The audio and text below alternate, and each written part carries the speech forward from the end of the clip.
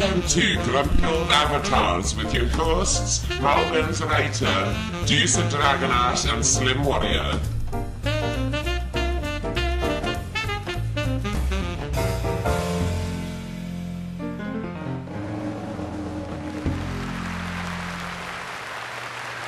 Well, hello everybody, and welcome to yet another edition of the Grumpy Old Avatars. Or as I say, good morning, good afternoon, good evening, or good tomorrow, depending on wherever and whenever you are. This is the show where we come to you at the end of the week for a little bit of a wind down, a moan and a groan about everything going on in a truly light-hearted manner, of course. And today, well, today's no exception. I'd say welcome to my co-hosts, Deucer Dragonash. Hi, Deucer. So grumpy she can't speak. Hi, Mal. And of course, Slim Warrior. Hi, Slimmy. Hello there. Great. And we have two wonderful guests here in the studio today. Now, I will just say in advance that next week's show we'll be talking a bit about education. We've been there before, but we're going to go back there again because the Virtual World's Best Practices in Education conference will be going on, and we're bang smack in the middle of it. But one of the organisers of that, and of many other things, especially to do with Rockcliffe University, is my first guest, and that is Phelan Corrimal. Hi, Phelan.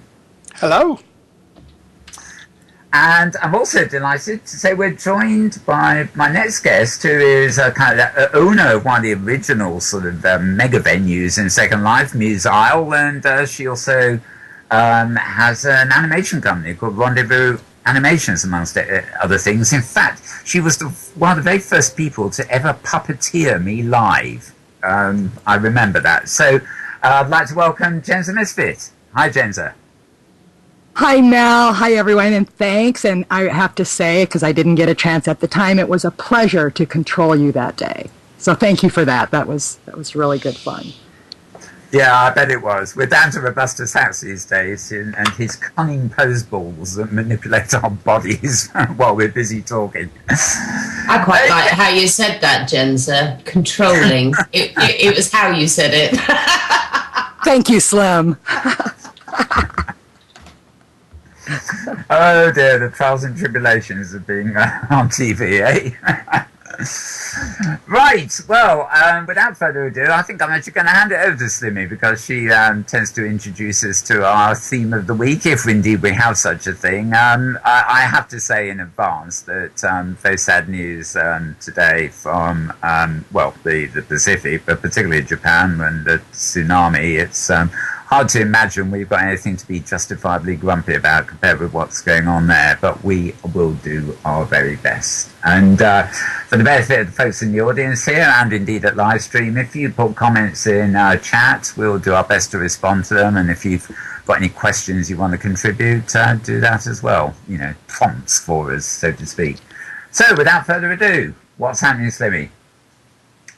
Well, this week, I think we're going to start off the show on the theme of conspiracy theories. Now, before I had internet, if I wanted to read about a conspiracy theory, I'd go and read a book. And then I'd go and put it on the shelf and promptly forget about it. But the fact that we're online means that we get to hear about a lot of conspiracy theories all the time. So I'm going to hand it over to our guests. And how do conspiracy theories affect you? Do they make you grumpy? Do they make, do they irritate you? Do you believe in them? Okay, I think I do, but there are far too many. I mean, the problem with conspiracy theory is, you read a few, and fair enough, you investigate a bit more, read a few more, it's sort of contradictory, and, everybody's got a conspiracy theory for everything, but I'm sure there is a lot behind the scenes that we don't know, and it's probably well worth checking into. I've been given a prompt about my voice, and my voice seems to be on, but whether Second Life is behaving properly, I don't know. How about you, Deucer? Conspiracy theories? Maybe it's on, but nobody's in. I have a huge respect for conspiracy theories as well. I might do. Because I believe in the old adage, there is no smoke without fire. And some theories just won't go away, will they? No. No, unless you turn off your computer and don't look at them. No, there are conspiracy theories out here in the very world that I am sitting in. I don't get the deal, you see. Why do people believe in conspiracy theories? I mean, there's always somebody that thinks there's something else going on. I don't know, perhaps it's true. But conspiracy theories are it's just somebody else's point of view on what might have happened, which, quite a lot of the time comes down to rumour, doesn't it? I think it's a healthy disregard for the truth of what the truth that politicians tell us. I think that's where conspiracy theories come from. Yeah, I think they're usually substantiated by things we actually can rightfully be a bit suspicious about. We know that governments have official secrets and all that, and get up to all sorts of shenanigans, but behind the scenes. I mean, but over here in the UK, for example, there's still loads of conspiracy theories flying around about Princess Diana's death, which was many exactly. And a lot of them, when you actually look at the things being put forward, do actually make sort of sense. You have to sort of just investigate further, really, and there's some things that quite possibly, in 50 years' time, the truth will sneak out. I think it just irritates me, like you're saying about the Princess Diana thing, is that some people think that there is a conspiracy theory behind absolutely everything, even something, and generally out of tragedies. Yeah. Taking that one for an example, and I must say that it really irritates me because you get perhaps one day of time to sort of absorb the information, and then suddenly there's 150 people on it saying that it's a conspiracy theory and there's something behind it. Yeah. No, Have you noticed how many conspiracy theories involve traffic? Yes. There's always a little white car or a little bike or a white van. Yeah, or an alien ship. Yes. And what do you think, Phelan? That is such a good point, if I could jump in here, because I just wanted to say about conspiracy theories. Funny you bring it up. I was just considering this. Here's the thing I think about conspiracy theories. I'm a little suspicious of them because it feels like somebody conspired the theory. So my rule of thumb is to look into that further when I have time. So that's it. I have to admit, I sort of agree with Slimmy on the bit about the conspiracy theorists who jump up within 5 seconds of something happening. I mean, I'm much more concerned about the longer term things that fall out. But how about you, Phelan? Do you pay attention to these kind of things?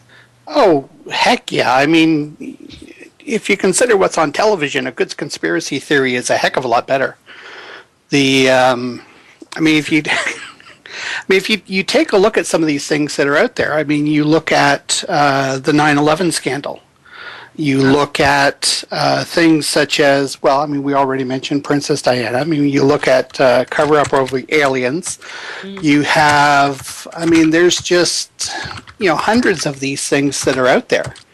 And, yeah, where would Fox News be without conspiracies, eh? I was just going to say, I've got a conspiracy theory about Fox News. Well, I mean, you have all this stuff. I mean, all you have to do is go onto Google Video, and you'll find all kinds of stuff in terms of, the Skull and Bones Society and what the Freemasons are doing and what the Illuminati are doing, and this whole thing in terms of the Knight Templars and whether or not they actually were or weren't. I mean, the biggest conspiracy theory is whether or not Jesus actually got married and had kids. Or is this? Well, that was he existed to have kids. Well, I mean, for that matter, if you watch some of the stuff that's being broadcast on the History Channel, according to them, I mean, certainly, first of all, Jesus did not exist. He was a compilation of different prophets that were around at the time, and the church brought all of that together, and voila, all of a sudden we have this, person born through divine intervention and doing all kinds of things that just, in most everyday experience are just simply not possible. Although I must admit that I do like the Knights Templars, because I read a lot of sci-fi fiction, fantasy, and sometimes history books too, and there's a lot about the Knights Templar, and I usually find, yes, the authors are usually absolutely brilliant at putting their point across, but I find that quite fascinating, and less of a conspiracy theory, I think. We're talking about nuclear power before we came on air, weren't we? And quite a lot of the nuclear, and particularly in France for some reason, the nuclear power stations are given names of of Egyptian gods and things, and that's reflected in Freemasonry. And also the uranium is often mined in places that have become sort of banned sites. From ancient times there have been sites that you shouldn't go to as being evil sites or whatever, Yes, bad so everybody sites. goes to them immediately to check them out. Yeah, poisoned by radon gas. Well, of course, because it's like looking at a traffic accident. I mean, how can you not slow down to look? Mm. Oh, don't. I know this has got nothing to do particularly with what we've just been talking about, but I have to say that I watched live as everything happened this morning. I was up very early and caught the news.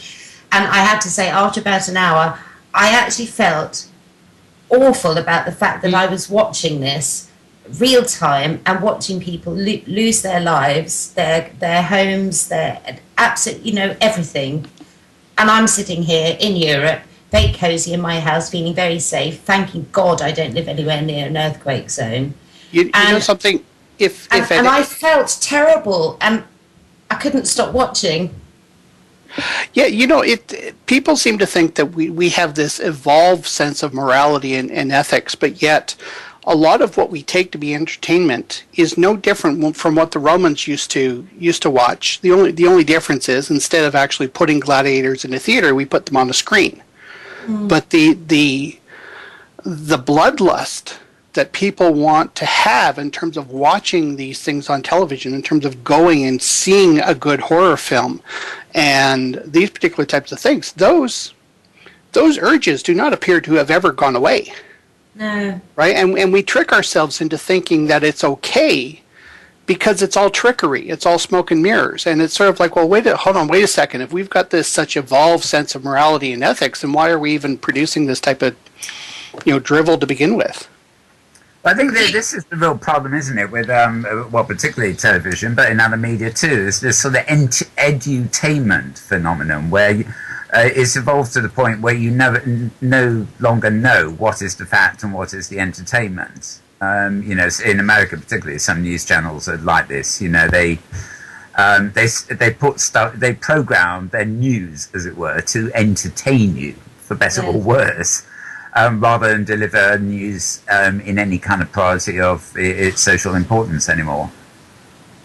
Well, there's another conspiracy theorist for you then. I mean, it's all about advertising dollars. Isn't that a conspiracy? Yeah. About money. The world is about money, ultimately. The world is run for money. Money is a conspiracy. There is none. I was actually saying before the programme, for the benefit of the audience here, it's, I must admit I was quite impressed with her again for the first time in years the other day when Hillary Clinton sort of lashed into the American networks saying that the news was unfit for broadcast and praised Al Jazeera for their quality of broadcasting, which I was surprised when she came out with that one, but there was some great truth in that, I think. Yes, but I think that being online, yes, perhaps we can be a little more selective about what we choose to read, what we choose to see online. But it does seem to be that, if, as we were talking about, the watching of disasters and tragedies as they happen real time and not being able to look away, so to speak, the accessibility of all of these things and what perhaps we view as, in our minds, we don't want to admit that it's entertainment watching these sorts of things, but it is. And being online, for some people, it means they have access to this and they might like to watch it 24/7, which I think is awful. because it's available. Well, I've got a question really, and then nice to hear what our guests think. But I look at the advent. Somebody was making a witty comment about Big Brother watching me in the in World Chat just now. But it occurs to me these reality programs, like the Big Brother program, for example. I think it's worn out of steam now. But there's an aspect to this where I think something like that started, and it was a minority viewing, and then it kind of became viral. And this whole sort of obsession with reality programming and whatever, or following the police cars around, for real with a TV camera in there, I'm not so sure that it's hard to explain, but I see sort of programs like this start up, and I'd never really watched them, but I did at the time. And it seems to me that there actually is only a very small interest, but then they go viral. People start talking about it, and a lot of this behaviour of people, the voyeuristic of tragedies and stuff like that, seems to be a kind of thing of peer pressure. Some people do it, they influence their friends, then all their friends do it, and before you know, it's the trendiest thing to watch, and then everybody feels they have to watch it. It's like the pack mentality, and I think that actually aggravates me more than the habit itself, if you see what I mean. JenzZa and Phelan, of course. How do you feel about all this? I am convinced that although I'm not a grumpy avatar, I will be one when I leave here today. I'm confident now that you guys are going to have me severely grumpy by the time I leave. So I'll let you guys debate all this. And by the way, everyone in the audience, Mal is talking about the quality of your voice audio, so we might want to check something there. Well, that's our point of the show, Jen. So we're here to make you grumpy as well. I mean, you can't. Oh, I've got you all muted. It's okay, Slim. I've got you all muted, so I won't even break a stride. Seriously. But you guys look great. Seriously. So, tell me, JenzZa, what are the things about being online that have irritated you in the past? Right, not grumpy avatars, for the most part. No. You mean in general, in interacting with people? Yes. Well, I'm a pretty what I am, who you see and who you hear, and so I'm pretty much about honesty. So I struggle with sort of the perceptions and smoke and mirrors that a lot of people throw up. Throw up? That's a bad one. Throw up. Let me put a different inflection on that. Throw up. Smoke and mirrors that people throw up to sort of not be who they are. So that's the most irritating thing that I struggle with. And I realize if you have a dragon avatar that you're not really a dragon in real life. I get that. There's my dogs. Oh, they have something to say about that. You mentioned dragon and they all start barking. They're trained to bark whenever they hear the word dragon. I'm sorry. Yeah. Oops, there they go again. Call me Charlie Sheen. 6-inch tall dragon slayers. I like it. That's adorable. Anyway, that is really my only thing. I just I just love everybody and everything, and life is good. And yes, I'm an old hippie. All right. But the dogs are grumpy, if that helps. The dogs are grumpy. Yeah. So, anyway, go ahead, Phelan. What about me? What doesn't make me grumpy? Oh, we're waiting for the big list now. What? Oh, the big list. Oh my God, we don't have time. We don't have time for the big list. What's making me grumpy this week is the fact that everything that's gone wrong around the house here has gone wrong in pairs. So the motherboard and the video cards blew up on my computer. The basement is flooding at this point, and one of the skylights is leaking. I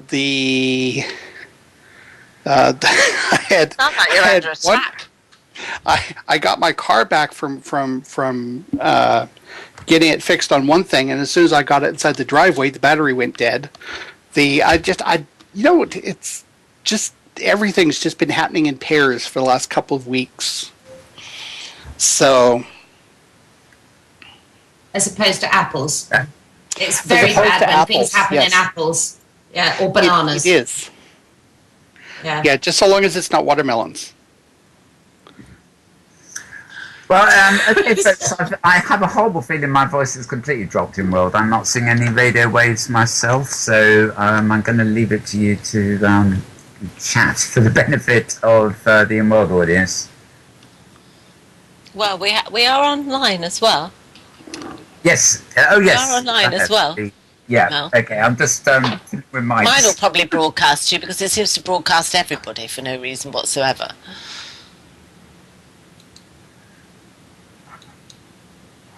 Producer is now the broadcaster for the whole of the Grumpy show. Is that we'll all mute ourselves. Just sit here and I'll just feed you through my headset. That's what we'll do. So we I tell you what, I could be now know grumpy what about makes Mel grumpy. Yeah, it's not being able to talk. Yeah, it's the fact that I've had to turn down a job.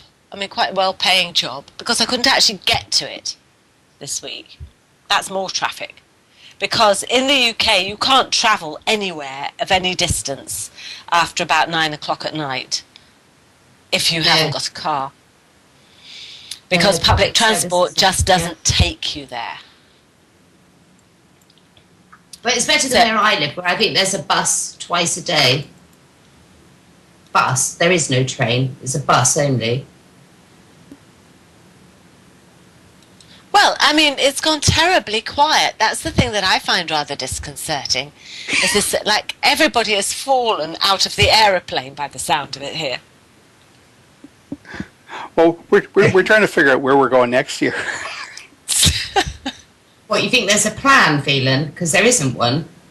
There isn't. Well, you know, that's very Second Life-ish, though. There is no plan. You just go ahead and do it. Yes. Which isn't something to be grumpy about, because some of the best things that happen in here are things that people just do. And there is no conspiracy around things that people do around here. Yes, it's a spontaneous improvisation within this show, and the fact that Mal has got nothing to say. Well, he's probably saying quite a lot, it's just that nobody can hear him right now. I'm not quite sure we would necessarily want to hear some of the words he's using at his microphone right at the moment. Fox, not true, because as everyone who knows me could tell you, I am just by nature fairly quiet. Okay, that's not true. That's a conspiracy theory. Discuss. Okay. So you can hear a pin drop no matter what. This is a tough room now, and we need to talk about the marketing, okay? Because this is a tough room, let me tell you. Metanomics crowd, isn't this tough? Really? All right. I'm muting again, really. Okay, folks, well, I'm going to come back in because I know that I'm still live on the channel, even if nobody in world can hear me. So I apologize for the lack of my mic in world. I keep turning it on and off, and I'm getting nowhere, so I'm completely confused. One thing that's made me rather grumpy this week, and I don't know whether anybody else has experienced this, but a couple of days ago, I got a little card in my letterbox which was telling me there was a parcel to be delivered, and I had to go and pick it up. Now, I get quite a few of these, and it means every Wednesday or so on the late night I have to go halfway across town to find a local post office sorting centre, wherever it's moved to now. But this one informed me that there was a charge to be paid on this parcel. And it so happens it was a webcam that had been posted, or we think anyway, because it didn't tell me it was from, but we think it's a webcam that had been posted to me from the States. And its value, well, I mean, it's the sort of thing I can pick up for about £15, less than $30 basically over here. And it had been opened by customs, who then refused to deliver it without imposing £20 duty on it, and on top of that there was another £8 duty imposed on it by the British Post Office for handling the business. Well, needless to say, I'm just ignoring the bloody thing. I mean, I'm not going to go and collect it and pay more money for it than it's worth, if it's what I think it is. But has anybody else had this kind of thing happen to them? Oh, yeah. And I tell you something, one of the big things that I always ask now whenever I have anything shipped cross-border is, are you guys looking after the duties? Because, you know something, I similar type of thing. I ordered 2 brackets for a piece of electronics equipment that I had here. The sum total of the 2 brackets were all of like $40. Right, and as soon as it came across the border, they immediately wanted to slap another $50 worth of charges on top of it. And I just turned around to them and said, ship it back. As far as I'm concerned, not my problem. I'll go get my money back. And, you know, it's silliness. It's you know, silly things like this that I guess to a certain extent with regards to the mail. I mean, if you're talking about mail service in general, about something to be being grumpy about, I mean, there's silliness like this going on. I mean, it's cost everybody far more money to process this than if they had just delivered the silly thing in the first place. UPS comes to my house every so often because I work out of the house. And I finally got an understanding with the UPS guy, which is to say, if I'm not here, just leave the damn thing in the door. Right? Yes. I'm going to be home soon. You don't need a signature from me for 90% of the stuff that comes here. And if it absolutely needs a signature, I will have it written down that it must have my signature on it. But, you know, I'll get things like books, and they'll hold on to them for like a week until they can have somebody come between 9 and 5 to deliver this parcel. Well, if I'm at a client site all week, there's no way I'm going to be here between 9 and 5. Right? Oh, so it's sort of like, don't re-deliver. You have to go and get it, and they usually designate some post office which is about 75 miles away from where you live. Oh God, yeah. I mean, that's for all of this great stuff that we're doing in terms of the internet and being able to order stuff online and have it delivered to the house. You know, people like UPS, Purolator, DHL. I mean, there's a number of them that, well, I mean, they deliver in this area here, and none of them have service after 5 p.m. at night. And it's sort of like, guys, if you're delivering to a residential area, what did you think was going to happen when you showed up at 10 o'clock? Well, precisely. It doesn't... They don't live in the modern age, do they? Especially people like me who sort of keep, you know, we live in London and keep New York Times. I'm looking at this and I'm thinking, I'm going to take a day off work for 3 days because I don't know what day you're going to come. Wonderful. And then the ones I love is the ones where they put the sticker on the door that say, please sign here, but then your package is marked, oh, by the way, you can't sign the paper. It has to be signed on the person's little electronic. Oh, that one drives me bonkers. Oh. But I think that, you know, a lot of companies do that just to, you know, they're greedy and just to get extra money when you talk about processing or handling fees. It's like every time the bank sends you a letter to tell you that you're overdrawn, then they'll charge you £30 for it. By the way, you're overdrawn, and that cost me £30 to send you this letter to tell you that. And now you're £35 overdrawn because you were only £5 overdrawn when we wrote to you. The thing that bummed me about my little incident was the fact that this, if this is what I think it is actually sent to me as a gift. And traditionally, you pay import duties and stuff like that on multiple items when you're importing them for resale and stuff. And as far as I knew, gifts as such weren't, didn't qualify for duty. And I went to the Customs and Excise site in the UK and discovered, now in fairly large prints, that apparently anything that's worth more than about £30, even if it is a gift, is no longer exempt from paying duty. And talking of conspiracy theories, which is where we started, I keep wondering, well, is this just another government device to try and get money out of us in ways they never did before? Stealth taxes. No, it's tax, all of it. Unless you live in the U.S. See, we got the same thing here in Canada. In Canada, if I order something from the U.S. and it comes cross-border, anything over $50, and GST is applied to it, and duties and whatever else, right? And which, to a certain extent, is sort of like, okay, yeah, whatever. But anybody from the U.S. that orders something from Canada, they have a $250 limit before anything gets charged over and above. And it's sort of like, wait a second, at what point was this NAFTA thing supposed to be working in some of our benefit here? Because I mean, you would think little things like this. That, they can import stuff for $250. Why can't we import stuff for $250? How about you, JenzZa? Have you got any experience of sort of trying to get stuff into the States? Because you're in the States, of course. No, Mel, all good with UPS. Seriously. Oh, dear. It must just be me. I perhaps it is just me, but nope, no grumpy complaints there either from me. So I'm just wondering if it's... We're going to find something at some point. So many people... Oh, I'll have plenty after I leave here today, Phelan. Trust me. I'll just be so grumpy. Look me up in about an hour. I'm just kidding. Just kidding. She'll remember it all then, yes.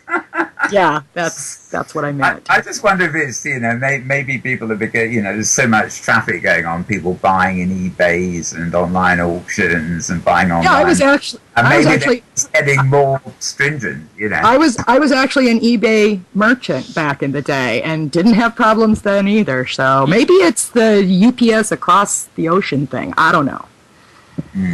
I think it's not intercontinental, overboard. Yeah, I think you're right, JenzZa, to an extent. I think it is cross-border stuff because the money laundering thing has got much tighter, and they're making it quite difficult now. So whereas it used to be just a matter of putting it in a parcel, slapping the appropriate stampage on it, and all the rest of it. Now it's form after form after form from this end. That's for sure. Yeah. And quite honestly, there's really no need for it. I mean, we're living in a society that is, from an information standpoint, is borderless. I mean, goods are transferred intercontinental all the time, and why? It's sort of like we have one set of rules for the large multinational players that are getting their. They're getting materials from Africa. They're bringing them over to Asia to be refined. They're bringing over to the U.S. in order to have semi-finished goods produced, and then they're being sold in Australia. I mean, we have stuff crossing borders all the time, and yet we have this huge bureaucracy that's designed deliberately to sort of pick on the smallest person in the chain, basically the one that can't fight back. Exactly. The worst one that I think that was ever introduced was the paying for digital services when they come from another country. The fact because I use a service, a digital service, an online internet service from another country, I then have to pay the VAT on it, So there's all this red tape. But what irritates me most of all is the fact that somebody is making a hell of a lot of money, and I don't care whether it's the government or the companies, but you pay for something and then you have to pay a little bit more. It's like when I go to buy petrol here in Denmark, they have a very odd thing with their money. So when I buy petrol, the counter will say 209. 67, which is 20 pounds 9 pence and 67 little bits extra, but they round it up, so they'll charge me 210. And I complained about it, and I said, but that's not what it said on when I bought the petrol. Oh no, but we always do that, we've rounded it up. So excuse my English, some bloody bugger is taking a bit of extra money off of me and everybody else who buys petrol by rounding it up. This always happens. I remember when Britain decimalised, all the things that used to be 2.5 halfpennies suddenly became 3 pence. And that was old pence. Then the smallest denomination becomes 5 pence or something. And they still marked it up with coinage that didn't exist, so they had an excuse to round it up. It was funny. But Slimmy, I was thinking along these lines, and it occurs to me that, and you'd know this, in Britain, when we went and bought, I know it's digital in a way, but when we went and bought an old-fashioned CD, the price of a CD in the UK was always far greater than the price of the equivalent CD in the States, and possibly even Japan, where the price would be a bit different, and you'd actually often got extra tracks on the Japanese one. And, of course, nowadays, you cough up, I don't know, $1 a time or something to download an individual track, an MP3, right? And at the moment, what you pay to iTunes or something is a flat fee, regardless of the country you're in. But I keep wondering how long it will be before the cost of an MP3 download, British taxes, will be phenomenally more expensive than what the Americans pay. Yes, or it's more expensive than actually buying the track. Yeah. You know, they'll adopt the same system, this same old-fashioned, you know, sort of unequal system, and start imposing it on electronic goods. I agree. I mean, if you pay 99 pence for a track on iTunes, and then the VAT on it will be £2.50.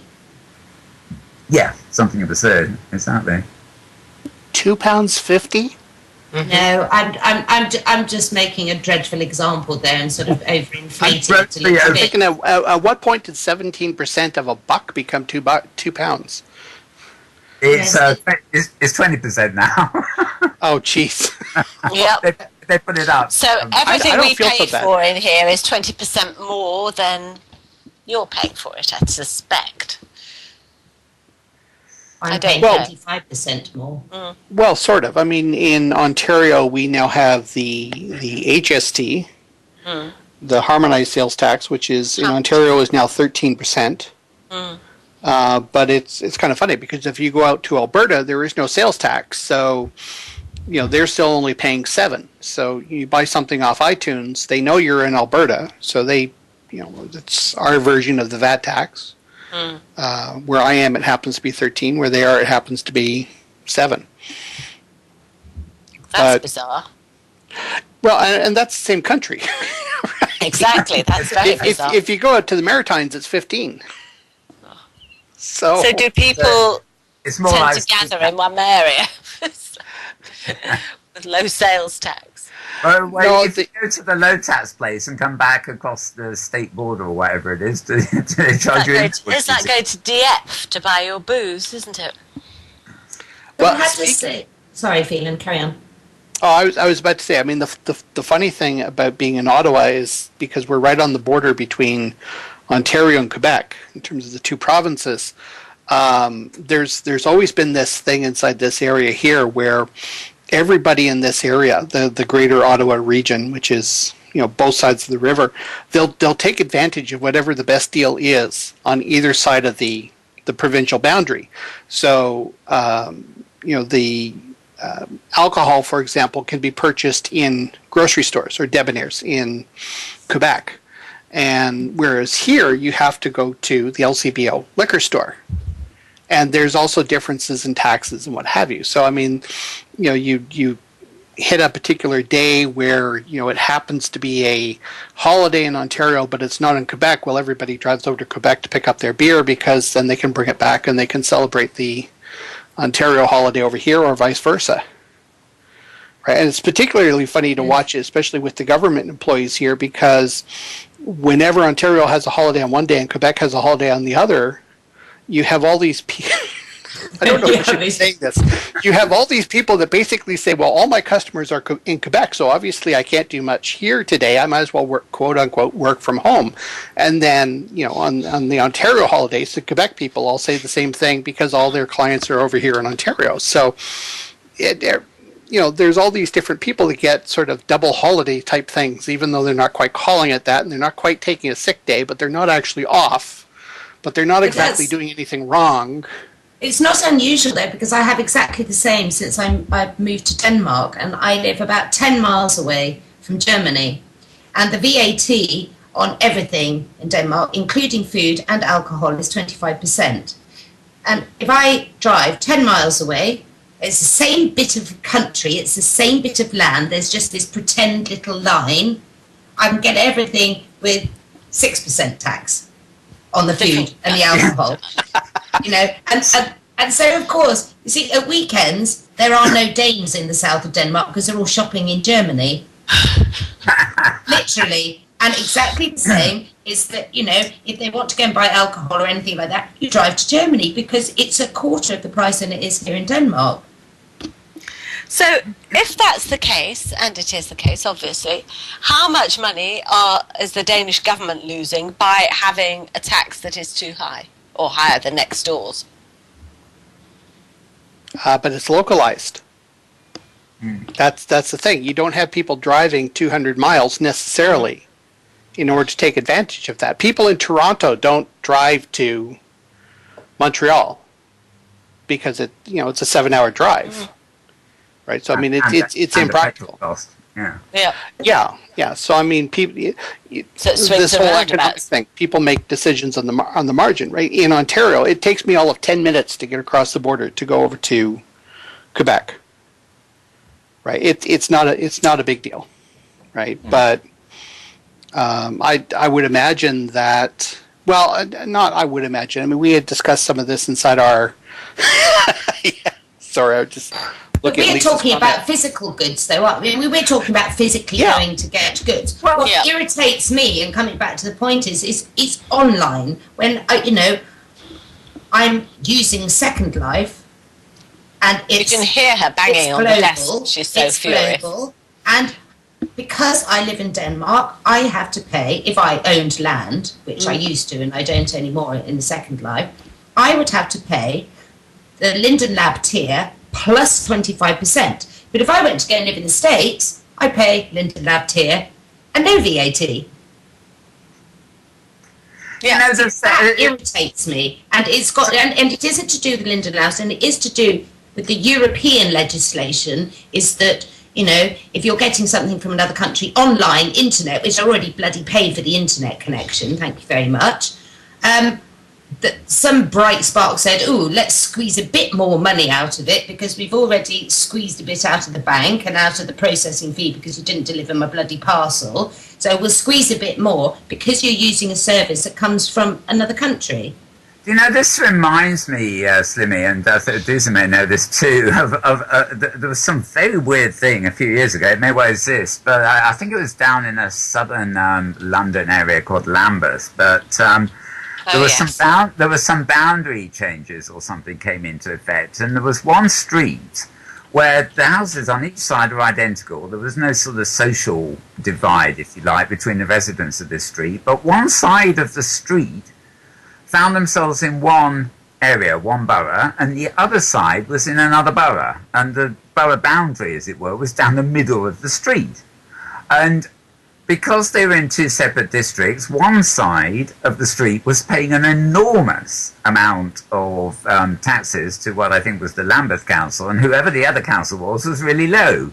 So the cost of just living in these houses for people varied suddenly depending on which side of the street they lived on. How much closer to home can you get to that? It's pretend little lines again, pretend little borders. Yeah. It's the same with schools. If you live one side of the road, you can go to that school, but if you live on the other side of the road, you're not allowed to. You have to go somewhere else. I think people are into lines and borders, really, and it messes us up. Yeah, and then they redraw them if they're not convenient. Yeah, I mean, I've had, I mean, sort of on similar lines. I mean, you to a certain extent, you talk about gouging people, right? Two things have sort of come up in the last 2 months that have, again, something else to grump about, right? One is I just purchased a new vehicle. My old vehicle was coming off lease, so time to turn it in, pick up a new vehicle. So I've been into GM cars for quite some time. So I go into the GM dealership and I'm thinking, okay, we're going to get a new vehicle and hopefully you get it on lease. Well, no, you can't get it on lease because GM's not doing leases anymore unless, of course, you want to buy a Cadillac. Like, no, I'm not going to buy a Cadillac. And so I get this nice vehicle. I get an Equinox, similar to what I had before. And this really, and forgive me, hopefully I'm allowed to say this, this really pissed me off. The vehicle finally shows up. I get into it. They say, oh, great, just sit inside the vehicle and push the little OnStar button. I didn't really want OnStar, but there was no option to take it off. So I'm like, okay, yeah, whatever. So I push the OnStar button. They give you this walkthrough of your new vehicle. And they say, oh, look at all the great new features you've got on your vehicle. And the next 15 minutes is nothing except, well, give us your credit card number for this. Oh, yes. Oh, we've given you XM radio for the next 6 months. Wonderful. Thanks a lot. Very nice of you to do that. Oh, we've given you OnStar for the next 3 months. Good on ya. Like it. Right? And every single thing, right? And then they talk about in-car calling. Like, oh, great, my car comes with a cell phone. I didn't ask for it, but, bully for that. And, the next 15 minutes is all about, we need your credit card number. We need your credit card number. We need your credit card number. And I'm like, I'm not giving you my damn credit card number. I've got my own phone. I don't need XM radio, and I could care less about OnStar. You do need it, really, Phelan. You really need that radio. Have you got your credit card number? Actually, if I could come in here, there's something related to this, which maybe even JenzZa has encountered this. I got, shortly before the holiday last year, one of these pad things running Android. Other people, of course, have these famous iPads. Great little machines. But one thing that I've really started finding is that I don't know about the App Store for iPad, but with a lot of these Android little apps you pay for and stuff, don't even pay for, they may be offered for free, you go to the download site and try and download them, and they won't download into your machine over Wi-Fi. They insist you give them a cell phone number and that they download over a cell phone connection. Now, my tablet is Wi-Fi only. It doesn't have a cell phone connection. And so they actually stop me being able to get apps because I don't have a cell phone connection built in to the pad. And I think that's disgusting. What right have they to know my telephone number just for me to download an app? You got it. And 5 words come to mind. Next time, get an iPad. But Slim, I really wanted to ask you on the VAT tax, if I could just get a clarification here, because I'm really, really confused. Because I in real life, I was, my real life work was U.S. income tax practitioner for many, many years. And so my understanding is that Linden collects the VAT tax as imposed upon them by the European Union. Is this right so far? Sort of. They used to. They pass it through back to the European Union, much like the U.S. sales tax system. I'm a retailer. I have to collect sales tax, and I have to send it into my state. All I'm doing is acting as an agent. Exactly. So why are you guys upset with Linden? This is what I don't get. Because they didn't do it originally. No, originally we didn't pay the European Union contacted them. The European Union, because they're the United States, and they don't know what's... Wait. I didn't say that. What I said was Linden Labs collects the VAT, but it's not set by Linden Labs. It's set by the European legislation. Right, Linden Labs. Nobody's angry with Linden Labs because they didn't set this. What they used to do... Okay, I misunderstood that. They used to absorb the VAT just, as the legislation was coming in for a few months, Linden Labs did absorb the VAT costs from those of us who were paying tier in Second Life. But then they decided that obviously it was, they're a business. They're not there was a strange quirk in that, in fact. Basically... there's a big quirk in that logic, actually, Slim, but I'm not here to... I know what I mean. I'm just saying that if they were actually literally absorbing that tax, then the tier... why am I debating this? I'm not in the UK. But I hear a lot of people who were affected by VAT tax when it came into play, because I've been here 6 years, too. I saw it happen. I had friends that suffered greatly because suddenly they had to start paying the VAT tax that Linden had simply failed to collect before because it was not imposed upon them. And these are loopholes that happen between countries often in financial situations. So, I hear a lot of European Union folk affected by this, they're all mad at Lyndon. They think Lyndon is collecting this fat tax and going out to dinner. Let me clarify something here. As I took part in the great anti-VAT riots in Second Life a few years ago, hence the flag, right? We went to the European Union about this. Basically, what it was about was the fact that the service that Linden Labs offer is based in the States, and we avail ourselves of it in the States. If we were physically placed in the States, we would not be paying VAT on it. We are physically placed in Europe, availing ourselves of a service in the States, right, which doesn't charge VAT. And so the grey area was whether or not we should be paying VAT because the service is in the States totally. But then, of course, the Brighton office happened, and that seemed to throw over, that seemed to get rid of any argument whatsoever. That makes a lot more sense to me, and I absolutely get that. It's similar to the whole retail sales on the internet. I'm in the state of Iowa. Should I be collecting Iowa sales tax? Where does my business really reside? Yeah. Just like we don't know, where does Second Life really live? What country does it generate from? So, I'm really animated here. About, ultimately. I better intervene here. It's a very complex issue. At one point, Linden Labs actually transferred their accounting systems to the Brighton office, which meant that they were actually located in the UK, which was a VAT country. And they, at first, when they arrived, they didn't know they had to charge VAT. So there was quite a delay before they actually did do it. But that's where the fuss arrived. But amazingly, we are entering the last leg of our show, which is really why I have to interrupt here. We've only got 8 minutes to go. It is amazing where the hour goes. And this has been a great volatile conversation, I think. Now, what we like to do near the end of the show is cast aside everything we've been talking about so far and go to our guests and indeed our hosts and get their sort of personal grumpiness out the way. In other words, we like to ask what has been making them particularly grumpy or just something they want to shout about, soapbox style, at the end of the program. So I'd like to start with Kevin.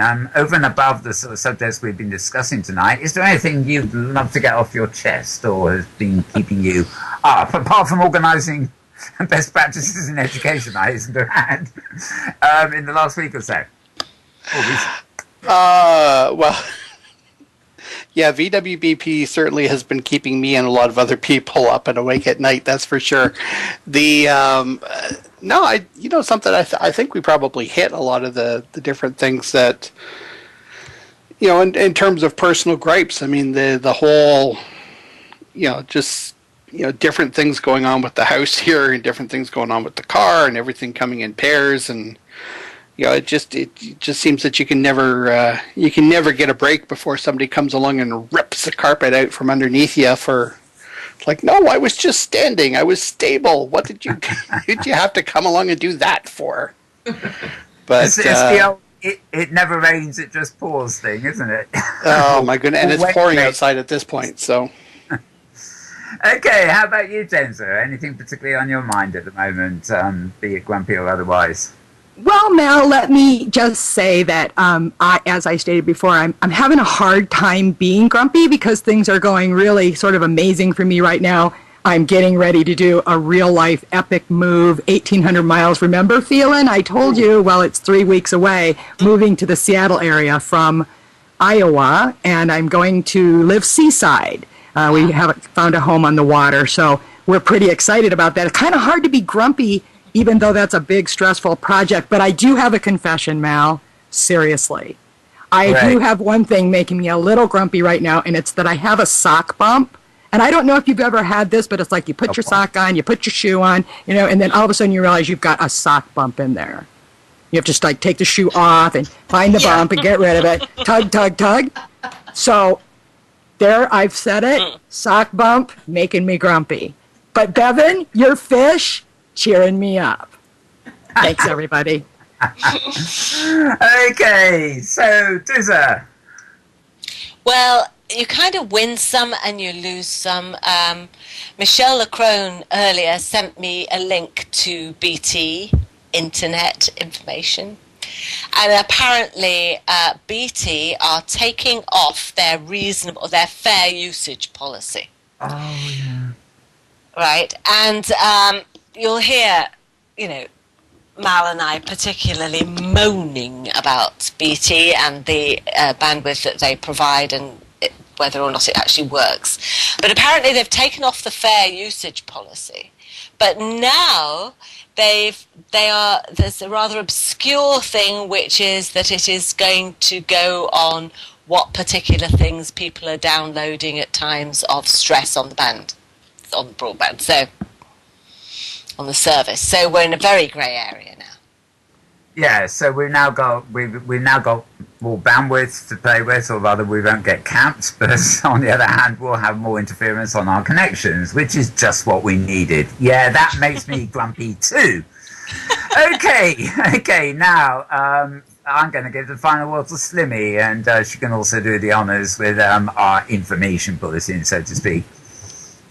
Yes, but the things that have been making me grumpy this week, Phelan has actually just reminded me when he was talking about going over the borders to do things, because I went to Germany to go shopping, and you know what really annoys me is that you go to a clothes shop and you see an item of clothing that you must have. I mean, you've got to have it. And they've got them in size 18, size 25, and size 6. And they never have the thing that you love the most in your size. And it happens so often, and really it just makes me terribly, terribly irritated and grumpy, is that I see something that I love, but there is nothing on the rack that is going to fit me that is that thing. And yeah, that's what has made me grumpy this week. So if you would like to follow us on Twitter and follow our grumpiness, please do so at Grumpy Old Avatar. If you would like to brave yourself and click on an internet link and go to blogspot.com Grumpy Old Avatars, you may do so. If you'd like to catch the replays of any of our past shows, and of course the show that we've done today with our lovely guests, please go to Metaverse TV and click on Grumpy Old Avatars, and you can watch it live every Friday too, which is fantastic. Okay, well, great, Slimmy. Now, I think I can't remember all my microphone fuddle-duddle here when I said it at the beginning, but next week we'll be discussing education. I think we'll be having Leon Cinch and Fleet 2 as our guests. That's still to be confirmed. And we will probably be taking a week's break the week after for technical things, but don't worry, we will be back the week after that. So next week, same time, same place, do join us. Thanks everybody in the audience for being here. Thanks for everybody who's in the chat room and watching on our various TV outlets. And I think that's about it. So special thanks, of course, to our guests. Thank you, JenzZa. And Mel, thank you. Sorry, had the mic muted. Thanks, everyone. Seriously, I did have fun. Thank you. Thanks for putting up with me. That's very. I think she's packing. And thank you, Phelan. Thank you very much. And of course, thank you to my co-host Slim Warrior. Thanks, Mel. Do some Dragon Ash. Yeah, right on. And me, who is going to say it again. Good morning, good afternoon, good evening, good tomorrow even, depending on wherever and whenever you are. And we'll see you next week. Bye for now.